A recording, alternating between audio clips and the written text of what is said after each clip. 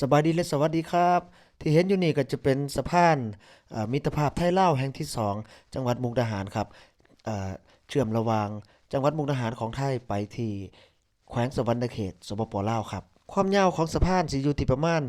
1,600 เมตรครับพี่น้องหรือว่าประมาณกิโลกว่าๆนั่นเองครับบรรยากาศการเดินทางของผมมื้อนี้ก็บ่มีแดดจักเม็ดเลยครับพี่น้องฝนตกแล้วใหม่ๆหั่นนะครับสำหรับสะพานแห่งนี้ก็เป็นจุดชมวิวเป็นอีกหนึ่งไฮไลต์ยอดฮิต ผู้ใดที่มาเที่ยวจังหวัดมุกดาหารที่สิต้องมาครับยามแลงเพิ่นก็สิมีถนนคนเดินเป็นสไตล์สตรีทฟู้ดริมโขงนะครับพี่น้องส่วนใหญ่ก็สิเป็นปิ้งย่างหมูจุ่มหมูกระทะซีนดาดอีหยังประมาณนี้แหละครับบรรยากาศดีๆครับพี่น้องส่วนฝั่งของสปปลาวก็สิเป็นจังหวัดสะหวรรณเขตหรือว่าแขวงสะหวรรณเขตนั่นเองครับค่อนข้างสิ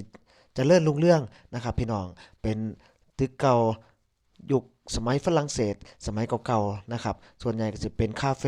ผับบาร์ร้านอาหารเป็นนวดเป็นสปาเพื่อรองรับนักท่องเที่ยวเศรษฐกิจค่อนข้างสิดีนะครับสำหรับเมืองใหญ่ๆของลาวเช่นแขวงคำมวนแขวงหลวงพระบางหรือว่าแขวงต่างๆนะครับยามแลงของลาวก็สิเป็นตลาดใน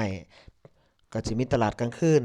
มีถนนคนเดินมีสตรีทฟู้ดคือกันครับค่อนข้างสิคือคากว่าทางฝั่งมุกดาหารนะครับเพราะว่าฝั่งของเพิ่นสิเป็นเมืองที่ตั้งอยู่ริมโขงเลยหั้นนะพี่น้องสำหรับสะพานมิตรภาพไทยลาวแห่งที่2หม้องนี้นะครับก็มีความสำคัญก็คือถือว่าเป็นสะพานเศรษฐกิจนะครับเชื่อมจากพม่าเข้ามาที่ไทยนะครับข้ามไปที่ลาวแล้วไปสิ้นสุดอยู่เวียดนามผมก็บ่ได้สามารถสิถ่ายให้เบิ่งได้หลายปานใดนะครับมันก็เป็นกฎระเบียบในการเข้าออกประเทศนะครับมื้อนี้ผมเดินทางมาด้วยรถยนต์ส่วนตัวครับพี่น้องค่อนข้างจะสะดวกสบายขอบคุณทุกการรับชมขอบคุณที่กดไลค์กดแชร์ครับ